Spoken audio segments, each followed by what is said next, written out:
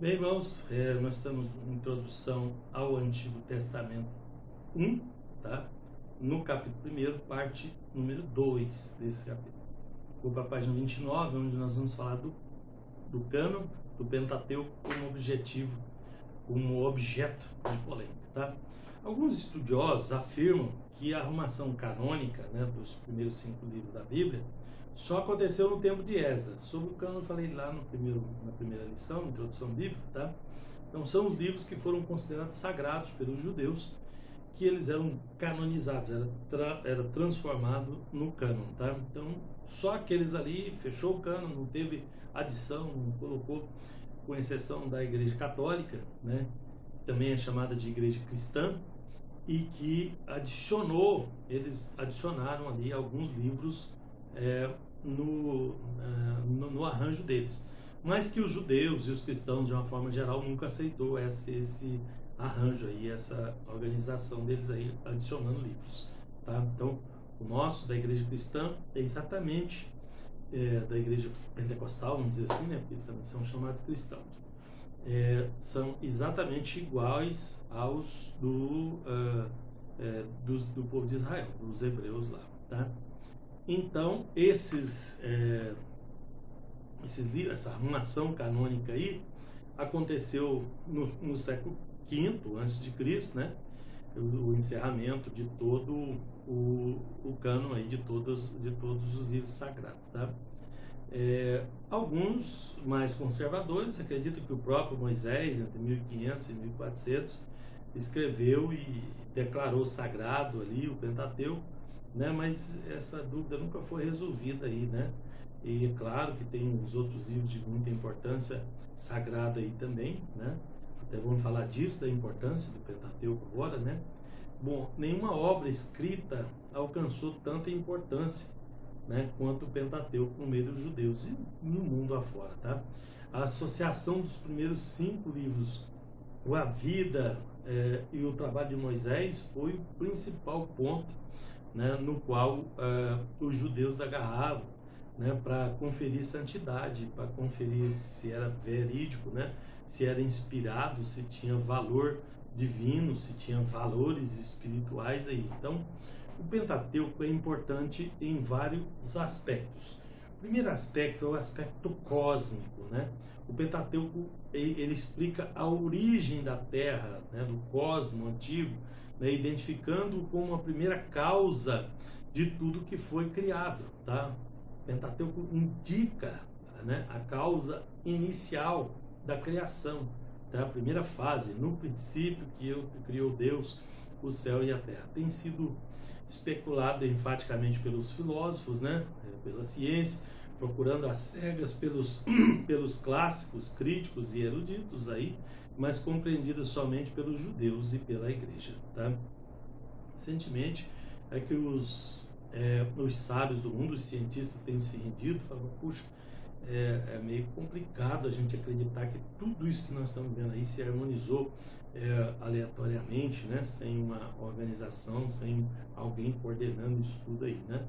Seria impossível isso acontecer, né? Chegaram a uma conclusão tarde que nós já sabemos, os cristãos, que os judeus também já sabem muito bem. Então, é importante no sentido cósmico, importante também no sentido étnico, né? Os 5 livros de Moisés descrevem a origem das principais etnias do mundo, né? Os orientais, os negroides, né? E os ocidentais, que vieram dos filhos de Noé, né? Sem, que foi para o lado do Oriente, né? E para a Ásia, né? Os chamados de semitas, tá? Cão, que foi para a África e parte da Ásia, inclusive Canaã, né? O Canaã era desses aí, né? E Jafé, que foi para a Europa, América do Norte, né? Central e Sul, tá? Bom, também no sentido étnico, então distribui as raças pelo mundo e mostra a origem, tá? No sentido histórico, né, os livros que compõem o Pentateuco são únicos, né, que narram o princípio da criação do mundo, do homem, com uma linguagem confiável, firme, né, a partir de Adão e Eva, e a proposta não apresenta um relato completo de todas as nações, tribos e línguas, não é essa a proposta, né? Mas traz com detalhes a implantação do reino de Deus, do reino teocrático no mundo, né? Um reino dirigido, coordenado por Deus ao mundo aí, tá? E depois no sentido religioso, é importante também o Pentateuco no sentido religioso. As bases e fundamentos da teologia estão no Pentateuco, tá?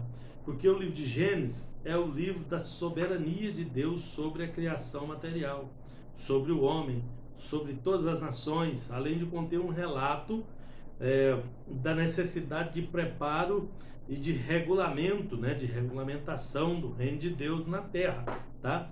O Êxodo, né, o Gênesis então fala da soberania de Deus, né? O Gênesis fala do poder de Deus para julgar o pecado, punir o pecador, redimir as pessoas arrependidos através da inauguração do reino de Deus e a apresentação dos códigos, né, de leis divinas escritas, porque qualquer povo, né, organizado tem que ter leis, né, precisa ter leis.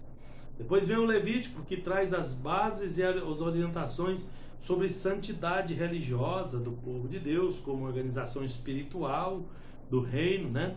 Depois vem o livro de Números, né, que registra a benevolência e a severidade de Deus em disciplinar o seu povo no dia a dia, enfatizando a organização política do povo como nação, né, e deu para eles a base política de Israel ali, o próprio Deus, tá? Deuteronômio mostra a fidelidade de Deus em cumprir as suas promessas e enfatizar as suas leis e reorganizar o reino e a vida de Israel em Canaã, tá? Que nós chamamos de repetição da lei. Então, é um livro de extrema importância para todo mundo, né? Para nós, para a igreja e para todas as pessoas.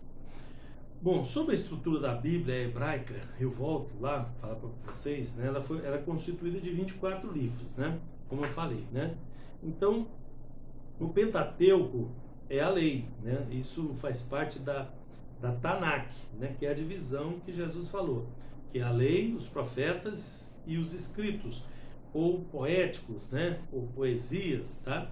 Então, os profetas e os escritos, chamados de escritos, por causa do nome, tá? A lei é chamada de Torá, tá?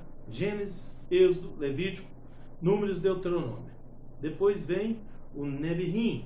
Rim é plural, né? O rim é a forma plural. Quando você acrescenta rim, você está pluralizando essa palavra, né? Então, profeta é Nebi, tá? E Nevi'im é profetas. Então, os profetas anteriores e os posteriores, os anteriores. Josué, Juízes, Samuel e Reis. Tudo isso é colocado no meio dos profetas lá pelo povo de Israel. Os posteriores, Isaías, Jeremias e Ezequiel, tá?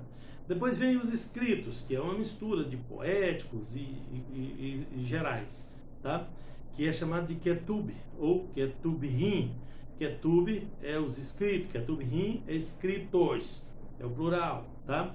Então, livros poéticos, que são Salmo, Provérbio, Jó, né, 5 rolos, e o Cântico dos Cânticos, Ruth, Lamentação e Esther. Juntando isso tudo, somando, vai dar 24 livros, e é assim que se divide a Tanakh, e com o mesmo conteúdo do nosso AP, tá? Tem os 12, tá? Os 12 profetas menores, também, que eu não tinha citado lá, e entre os escritos vem Eclesiastes, vem Daniel, vem Esdras, Neemias. Esdras e Neemias é um livro só, lá também, e os Crônicas, que é um livro só também, tá? Então, assim, a Tanakh, tá? Que é o Antigo Testamento, e muitas vezes a gente confunde, chama de Torá, né? A maioria das pessoas, mas Torá é só o Pentateuco, tá? Os 5 primeiros livros. O restante do Velho Testamento é dividido em Nevi'im e Ketubim, tá? Nebi, profeta, Nevi'im, profetas, Ketub, escritos. Ketubim é os escritos, que é os livros gerais que sobraram aí, né? Que nós dividimos eles aí de forma lógica, né? Hoje em dia tem uma lógica diferente, a posição é diferente, tá? Então, o arranjo dos hebreus na Tanakh é diferente do arranjo que eles deram para a Septuaginta, inclusive, tá? Eles mesmos que fizeram a tradução em Septuaginta. Então nós usamos a forma que eles prepararam para nós na Septuaginta, tá? As outras traduções que vieram depois seguiram a mesma linha da Septuaginta, que foi a primeira para outras línguas, tá? E as outras nações também se utilizam desse mesmo formato. Ok? Deus abençoe.